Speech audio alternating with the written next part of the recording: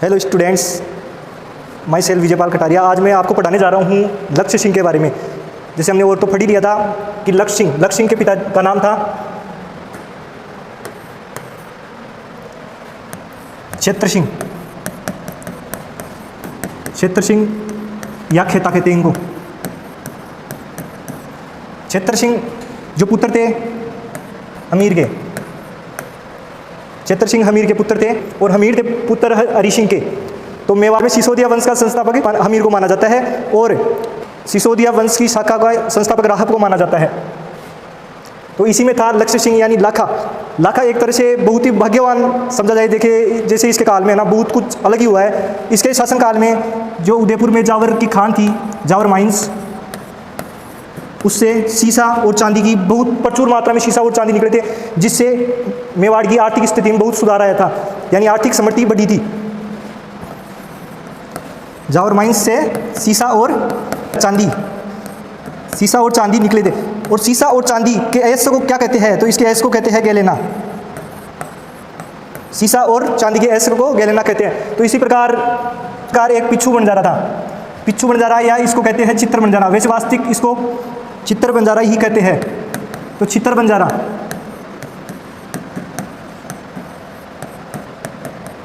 या पिच्छू बंजारा भी कहते हैं इसको। इसने अपनी बेल की स्मृति के अंदर, इसका एक बेल था, तो उसकी स्मृति में पिछोला झील का निर्माण कराया कि यार अब कुछ ही नहीं बचा इसके बेल से, इसको बहुत लगाव था, तो सब कुछ अपना लगा के और पिछोला झील का निर्माण करवाया, ताकि जैसे आजकल लोग है ना, कोई मनुष्य मरे तो ही कोई प्याऊ का निर्माण कराएगी, नहीं है तो इसने है ना मतलब पिछोला झील का निर्माण करवाया।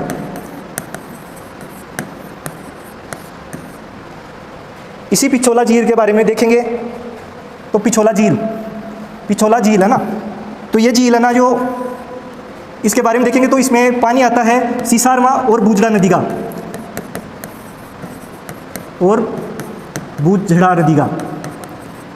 इसमें पानी आता है। और इसके पास ही, इसके किनारे के पास जगमंदिर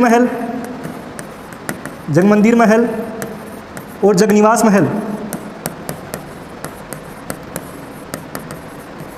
बने हैं, जिसमें जगनिवास महल का निर्माण तो जगत सिंह सेकंड ने करवाया था और जगमंदिर का निर्माण शुरू करवाया था करण सिंह ने शुरू करवाया था और इसका पूर्ण निर्माण करवाया था जगत सिंह प्रथम ने। जी हाँ, इसका निर्माण शुरू करवाया था जगमंदिर महल का करण सिंह ने और जगत सिंह ने फर्स्ट ने पूर्ण करवाया था, और जगनिवास महल का निर्माण जगत सिंह सेकंड ने करवाया था। और इसी के लिए कहा जाता है कि भारत की प्रथम सौर चालित नाव, सौर ऊर्जा से चलने वाली है ना, सौर चालित नाव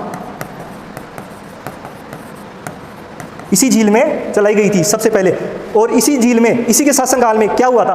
तो इसी के शासनकाल में इसी झील के अंदर एक चबूतरा बनाया गया है, जिसे नटनी का चबूतरा कहते हैं। नटनी का चबूतरा है ना। तो ये नटनी का चबूतरा क्यों बनाया गया, क्या कारण था, तो इसके बारे में हम चर्चा करेंगे। आखिर नटनी का चबूतरा बनाया क्यों गया? तो एक बार क्या है, ये झील का निर्माण हुआ था, फिर बाद में एक नट था, तो वो नट अपनी नटनी के साथ आया था कि लाखा जी के पास कि हम ना आपको कुछ खेल दिखाना चाहते हैं। तो फिर वो बोले कि यार देखने के लिए तो हमारे तो अभी ये झील बनी हुई है, इसी को लोग देख के खुश रहते हैं, तो कि नहीं हम तो है ना कुछ दिखाएंगे। तो फिर बाद में बोला कि चलो आपको ये झील है ना, इस झील को हमारी जो मेरी नटनी है वो इसको यूं ही पार कर जाएगी रस्से पे चढ़ के। तो फिर लाखा जी को यही अरे यार क्यों मुझे लेने लग रहा है मेरा कि इसको है ना कोई पार नहीं कर सकता, ये कैसे कर जाएगी? कहते नहीं कर जाएगी। अब नटनी सोचा सड़े क्यों मैंने कुएं में गिरने लाग रही है। फिर बाद में वो शर्त लगाता है उससे कि शर्त ये होती है कि फिर बाद में कि आप क्या दोगे मुझे, पूछता है नट। तो फिर बाद में लाखा कहता है कि अगर तेरी नटनी इसको पार कर जाएगी तो आधा मेवाड़ तेरा हो जाएगा। पक्की है? कहते पक्की है ना। फिर बाद में वो आधे मेवाड़ के लिए कह देता है।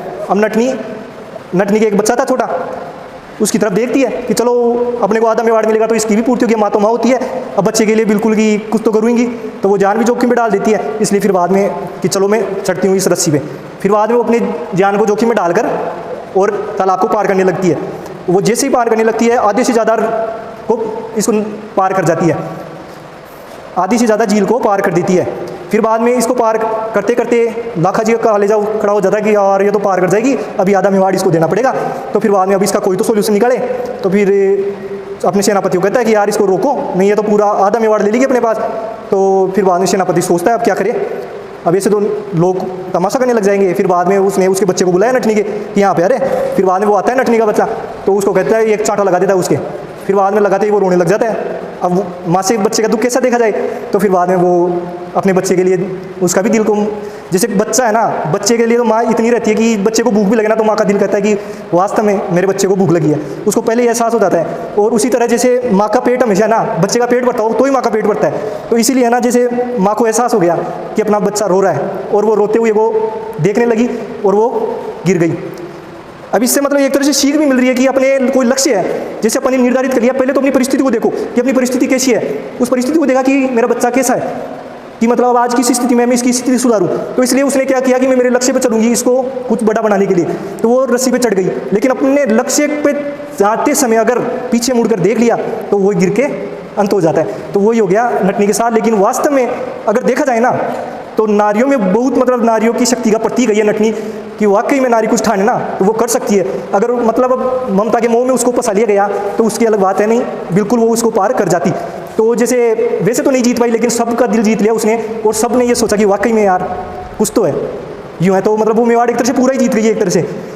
तो इस प्रकार ये नटनी की कहानी थी इसकी, मतलब इस प्रकार ये नटनी थी। इस नटनी का नाम था गलकी, गलकी नटनी। फिर बाद में लाखा जी ने इसके लिए एक चबूतरा बनवा दिया इसकी स्मृति में, और फिर बाद में उसको नटनी का चबूतरा कहा जाता है। आप कभी भी उदयपुर जाओ तो जरूर देखो, उसे प्रणाम करो कि वाकई में आपकी कुछ ना कुछ तो महिला शक्ति का मतलब है इसमें रोल है ना। तो इस हिसाब से अब आगे बात आती है हाडी रानी। अब कहते हैं ना जैसे लाखा जी के पास अब बिल्कुल पैसा ही पैसा हो गया, ठाट वाट थे पूरे, लेकिन अब क्या नहीं था कि दुनिया मांगे सोना चांदी, हम मांगे मेहरारू। तो लाखा जी सोचे कि अब क्या करे, पत्नी भी चाहिए। तो फिर बाद में ये शादी करने चले गए बूंदी। बूंदी में हाडा वंश था, तो हाडा वंश की हाडी रानी से इन्होंने शादी की और उसको लेके आ गए घर पर। तो वो एक टाइम के रोटी खा रहे थे, रात का भोजन है ना, उसको कहते हैं ब्याड़ू। तो ब्याड़ू कर रहे थे, तो पूछा कि चित्तौड़ कैसा लगा। तब उसने कहा कि चित्तौड़ तो कोई खास तो नहीं लगा मेरे को, बूंदी जैसा तो लगा नहीं। कहते कैसे नहीं लगा, कहते नहीं लगा कि मेरे को तो थोड़ा, अब पीर का तो वो रूखड़ा ही चोखा लगा है। तो फिर बाद में ना उनको कि यार नहीं लगा मेरे को अच्छा, कि नहीं लगा सही से ही बता, कहते नहीं लगा। फिर बाद में कि अब बूंदी तो बहुत अच्छा इससे। अब उसको दिल पे लग गई लाखा जी को बात, यार ये उसको अच्छा बता रही है। जब फिर बाद में ना कि अब तो मैं इस रोटी को फेंकेगी, मैं तो नहीं खाऊंगा और बिल्कुल इस अन्न का त्याग करता हूँ, अन्न जल ग्रहण नहीं करूँगा जब तक इस बूंदी के किले पर फतेह हासिल नहीं कर लेता। फिर बाद में उसने यही ठान लिया। अब भाई साहब लाखा जी थोड़ी देर तोड़ी रही अपनी ज़बान पे, फिर भूख लगने लगी। अब भूख लगे पेट में ऊँध खुद देखे, अब तो ब्याड़ू गुन खाया यार, फिर बचवान सुहारी भी कर लो और गुना तक। तो फिर बाद लाखा जी को काल उठ रही हो। ये जीके का प्रश्न है, जिसे रात के खाने को ब्यालू, सुबह के खाने को कलेवा, और जो रात के खाने को बचाकर सुबह खाते हैं उसको शिरावण कहते हैं, है ना। तो उसी तरह है ना, जो लाखा जी हिल गए, कब तो चला ये भूख से युद्ध भी नहीं लड़ा जाएगा, अब कैसे जाएंगे, लड़ने भी जाएंगे। तो फिर बाद में कि अब क्या करें, तो फिर वो सोचता है सेनापतियों, कहता है कि यार कुछ तो करो, नहीं सारा भूखे मर जाऊंगा मैं। तब कहते राजा जी एक काम हो सकता है, कि क्या हो सकता है कि अपन एक नकली महल का निर्माण कर लेते हैं बूंदी के किले का, और फिर बाद में उसको आप परास्त कर दो, तोड़ दो, ध्वस्त कर दो और फिर खाना खा लो। तो जो यार आइडिया तो ये तो बढ़िया है, अब तो ऐसे ही करना है अपन को। फिर बाद में वो करते हैं कि जैसे कि चलो फिर बना लेते, तैयार कर लेते हैं बूंदी का नकली किला एक छोटा। अब फिर वो जाते पूरी सेना को लेकर ढोल नगाड़े के साथ कि चलो अब फतेह करके आएंगे। फिर जाके उस पर जैसे ही तीर चलाने को होते हैं, सामने से तीर आता है।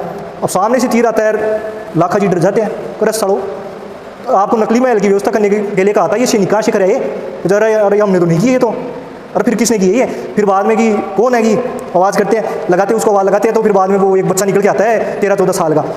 तो यार ये बच्चा तीर चला रहा है, अरे टाबर के पर खेल तू, यहाँ पे क्यों खेल रहा है तू। तो मैं खेलने नहीं आया कि मैं दुश्मन का वध करने आया हूँ, ये बूंदी है, बूंदी का किला है, तो बूंदी के किले को है ना मैं फतेह नहीं करने दूंगा। अब लाखा जी हिल गए, सड़ा ये इतना सा टाबरेशी बात कर रहा है। अब रहता है छोटे गाँव में वीरता की सिखाई जाती है राजस्थान में सभी को। तो फिर बाद में खून खोलने लगे उस बच्चे का, यार हमें तो हमारे के लिए ऐसे सिखाया गया था, चाहे सिर कट जाए कुछ भी हो जाए, लेकिन इसको अपने किले को ना कभी फतेह नहीं होने देंगे। तो फिर बाद में वो बच्चे को मार के और फिर बाद में उस किले को ध्वस्त करके और फिर लाखा जी खाना खाते हैं, यूँ है। तो इसलिए ये भी कहा गया है कि नकली गढ़ दी दो नहीं बिन घोर गमछाण, सिर टूटिया बिन की मैं फिरे असली गढ़ पर आण। कि मतलब बिना गोदम गिरिया तो मैं नकली को मतलब गड्डी बुन दिया तो तेना असली बिना नाड़ कटिया कटिया दे देंगा मैं, ये ना प्रधान। तो फिर बाद में वो है ना इसको मार देते बच्चे को और फिर इसकी कहानी हो जाती पूरी। इसके बाद आता है हंसाबाई। अब हंसाबाई कौन थी? हंसाबाई थी, जैसे ये तो गया मेवाड़ और ये है मारवाड़। मारवाड़ का राजा था रावचुंडा। और इस रावचुंडा का एक पुत्र था रणमल पुत्र था इसका, और पुत्री थी हंसाबाई।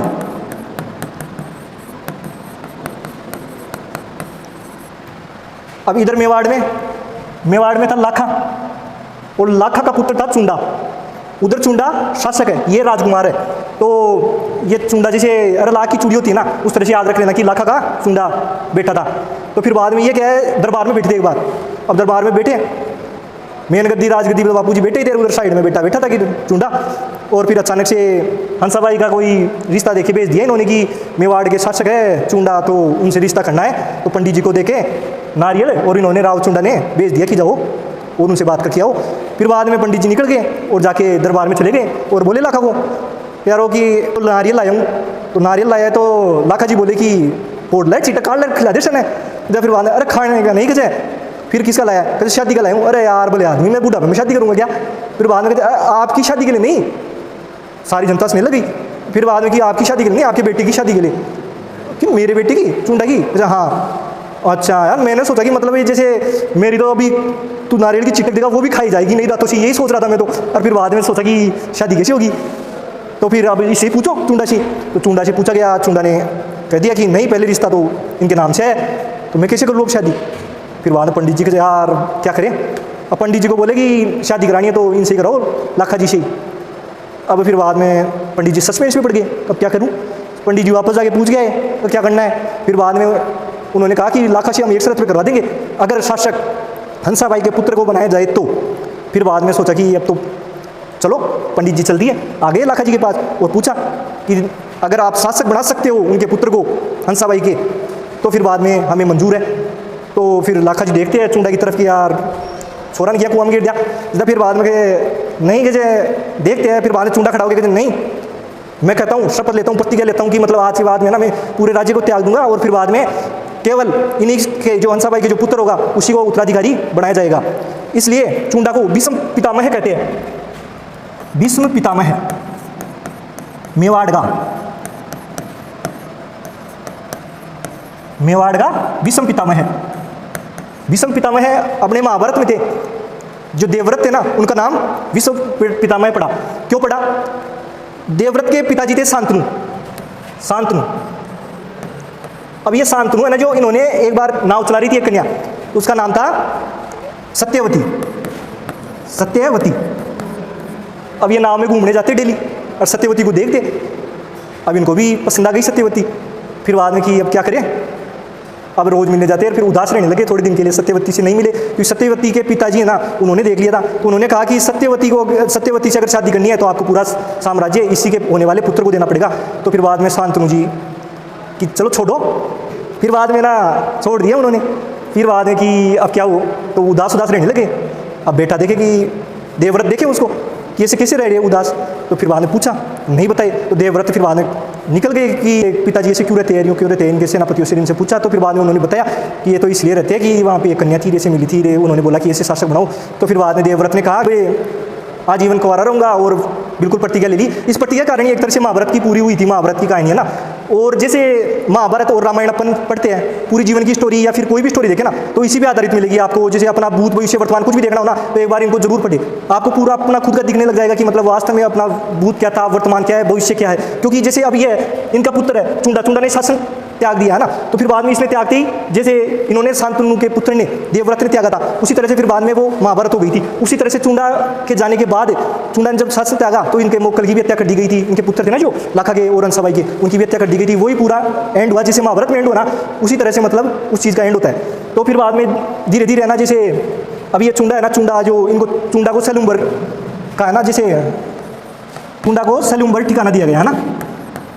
16 ठिकाने दे दिया गया, और 16 में से 4 लगभग है ना इनको चुंडा के वंशजों को ही दे दिए गए थे। फिर बाद में चुंडा है ना जो मांडू चला गया था, जैसे मम्मी जी ने ताना देना चालू कर दिया सौतेली माती, तो कि यार छोरा का पूरा खा जाएगा अपना साम्राज्य। तो फिर बाद में उसको फिर भी डाउट था, तो फिर उसको निकाल दिया गया एक तरह से, वो थोड़े दिन के लिए वैसे चला गया था। और फिर मोकल था, तो मोकल की है ना जो हत्या कर दी गई थी चाचा और मेरा के द्वारा। जो इसका दादा था ना क्षेत्र सिंह की खातिन प्रेमिका थी कर्मा, उसके पुत्र थे चाचा और मेरा, जो अहमद शाह के द्वारा युद्ध लड़ा था ना जिलवाड़ा के युद्ध में इसकी हत्या कर दी गई थी चाचा और मेरा के द्वारा। इस प्रकार फिर बाद में मोकल की हत्या हो गई थी।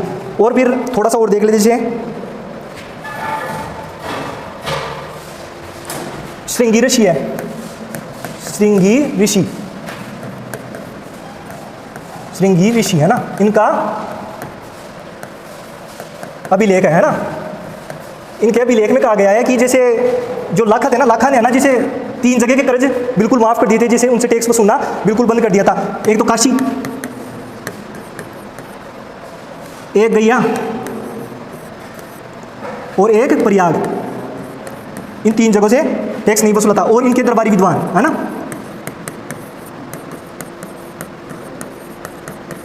दरबारी विद्वान, एक तो था धनेश्वर और दूसरा था जोटिंग बट, दोनों भट्टी थे ना। इस प्रकार ये पूरा इनका शासनकाल रहा। वीडियो को लाइक करें, कमेंट करें, शेयर एंड चैनल को सब्सक्राइब जरूर करिए।